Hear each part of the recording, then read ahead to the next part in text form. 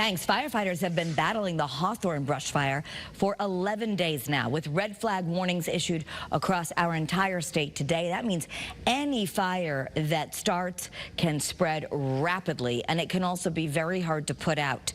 Channel 3 Hartford Bureau Chief Aya Galal is live at the command center in Newington with more on how weather is really impacting containment efforts. Aya? Hi, Kara. Well, we have seen some very windy conditions out here today. That, of course, means that fires can spread quickly, but we are told the Hawthorne fire is under control and plans are in place if things were to worsen. Crews remain hard at work trying to contain the fire on Lamentation Mountain. Red flag warnings were issued for the entire state today.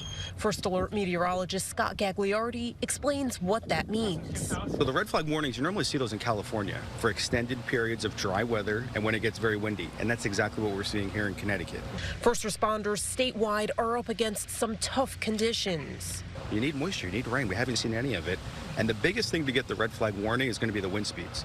So that can help fan any flames that we've had out there. Fire danger this afternoon is at the highest level we've seen all week.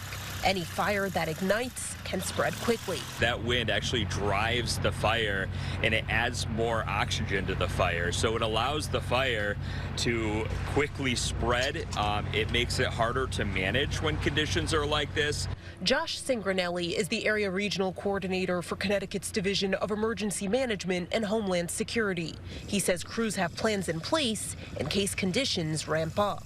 They're working a lot on the mop-up conditions up on the mountain, but also keeping in mind that if this does start to spread to a different area, having some contingencies to maybe let it burn off to a certain area and then stopping it and setting up what they call a fire line. Significant rainfall is desperately needed, and in the meantime, there are measures you can take at home to avoid accidentally starting a fire.